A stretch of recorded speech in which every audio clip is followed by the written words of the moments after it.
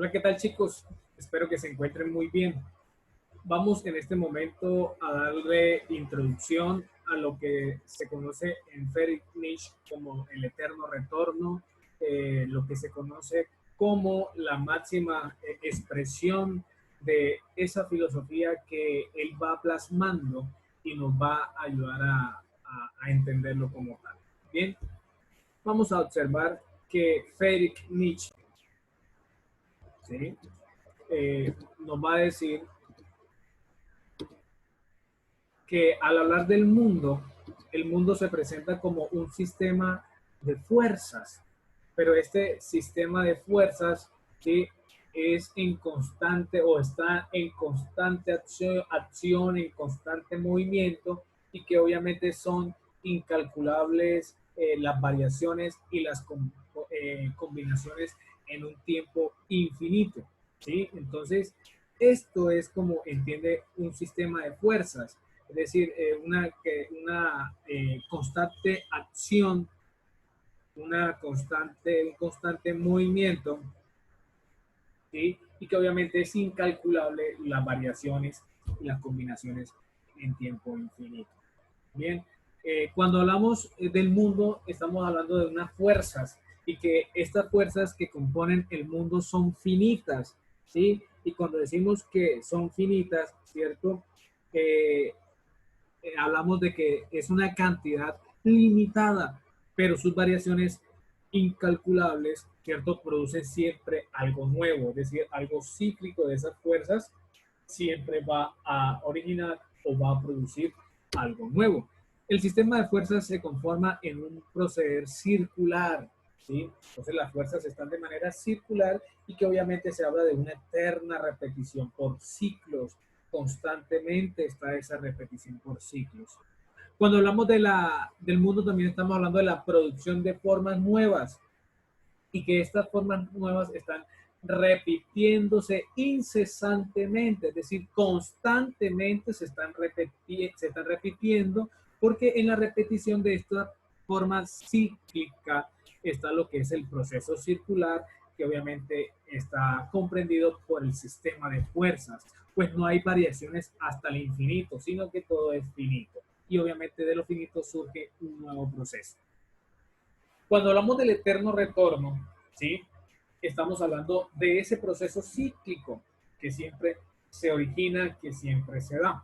Por eso el mismo Nietzsche, y traigo a relación lo que él decía, lo voy a leer de manera literal. Ya no hay nuevas posibilidades y todo ha sido infinito número de veces. El principio de la persistencia de la energía exige el eterno retorno. Algo no fijo de fuerza, algo ondulatorio es completamente impensable. Si no queremos caer en lo fantástico o en las antiguas creencias creacionistas, el que no cree en un proceso circular de todo, tiene que creer en el Dios caprichoso. Así se condiciona mi consideración contra todas las doctrinas teístas del pasado, ¿sí? Teístas, es decir, creyentes del pasado. Luego, entonces, lo que está planteando Nietzsche en su eterno retorno, ¿cierto?, es que todo, ¿sí?, todo es posible o se da en ese sistema de fuerzas, en esa parte cíclica, en ese proceso circular de todo. Es decir, todo se origina en esa parte cíclica, en ese proceso, y ese es el eterno retorno. El eterno retorno va y viene, va y viene, va y viene. Porque si no se cree en este eterno retorno, se cree en el Dios caprichoso y obviamente está creyendo en la oposición que está haciendo Nietzsche en cuanto a Dios.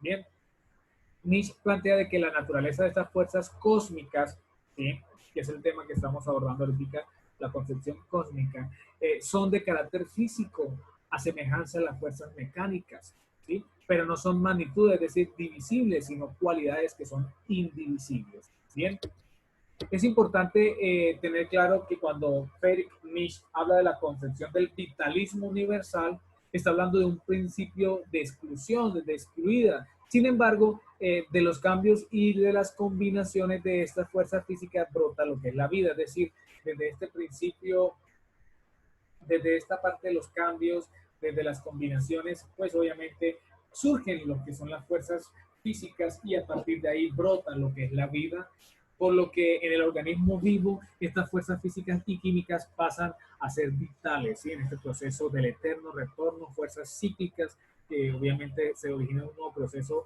finito, pues la vida se resuelve también en las mismas fuerzas cósmicas, decía Friedrich Nietzsche, y en sus combinaciones, que en el fondo va a identificar lo que es la voluntad de poder. Entonces, aquí estamos hablando de la vida y veíamos en la videoclase anterior que esa voluntad de poder es el eje dinámico, es el devenir, el constante cambio, y ese cambio es a partir de este proceso cíclico. Y obviamente la voluntad de poder es encarnarse en un tipo de hombre, ¿sí?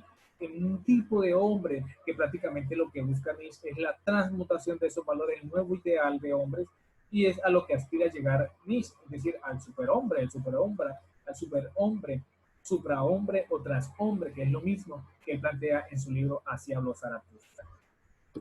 Es muy importante tener claro este tema de la voluntad de poder. En una videoclase de conclusiones haremos la aclaración y obviamente la profundización de estos términos. Al afirmar que todo es fuerza, niega la existencia de la materia y el espacio, y obviamente los define como puras ficciones subjetivas, es decir, algo muy personal, ¿sí? Ficciones de ficción, ¿sí? De apariencia, de ilusorio, y obviamente es dadas a partir de algo. Entonces, todo es fuerza, pues obviamente niega la materia y el espacio, ¿sí? Este personaje nos va a decir que es pues ajeno al clásico materialismo, es decir, de materia y fuerza, pero su dinamismo de las fuerzas puras físicas no es el fondo menos, no es en fondo lo que hablaba él del materialismo, ¿sí? Es muy importante tener claro de que Nietzsche habla de que el mundo como sistema de fuerzas es un caos, ¿sí? Y esta concepción se opone a la noción de un todo ordenado. Niega o quiere negar prácticamente que toda concatenación, es decir, todo encaje, ¿cierto?, de causas y efectos y toda su finalidad. Todo el movimiento cósmico está regido por la necesidad fatalista, por el azar y el destino, ¿sí? Así tocó vivir, así estamos, luego entonces toca vivir y salir adelante, ¿sí? Vamos a observar en este momento un video que nos va a ayudar a comprender un poco más la filosofía de este orden cósmico, de estas fuerzas que son prácticamente producto de ese eterno retorno, del va y viene, del va y viene, del va y viene, y que obviamente a partir de ahí surge todo. Bien, vamos a prestarle atención.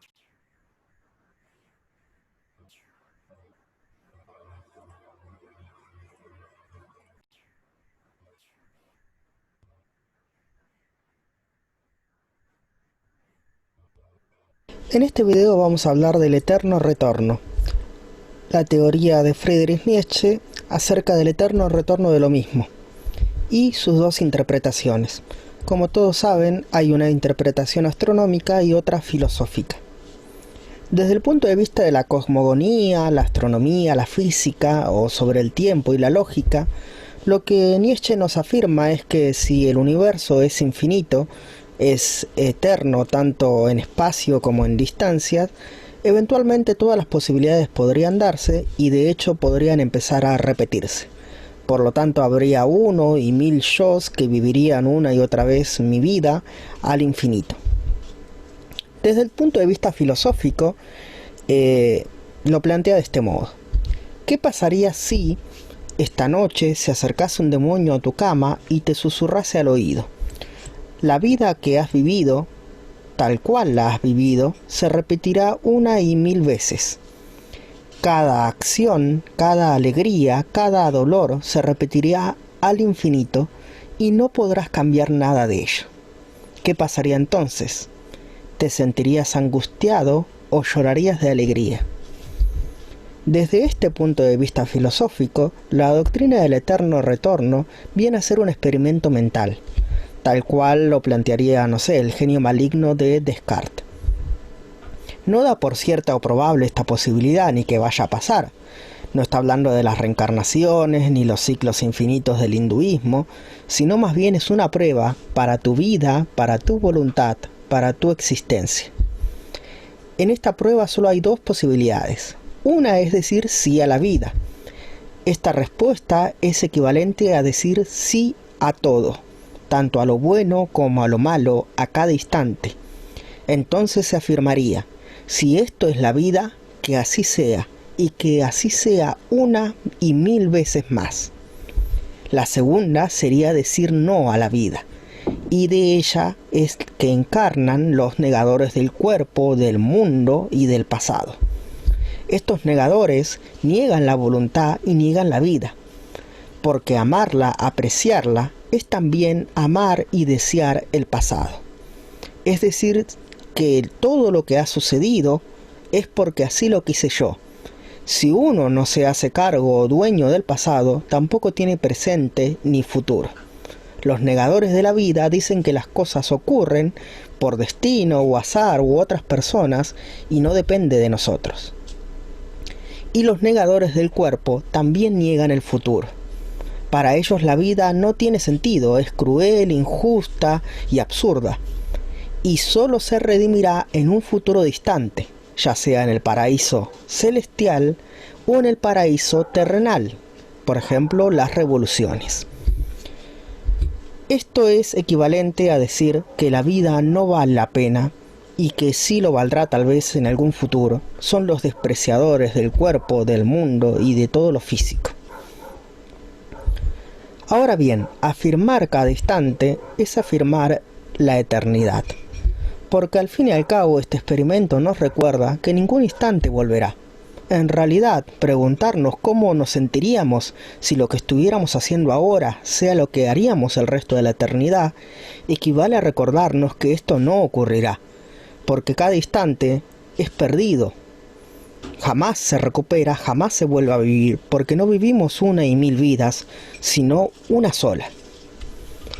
Hasta aquí nuestro brevísimo... Bien, este video nos ayuda a profundizar un poco más lo del eterno retorno.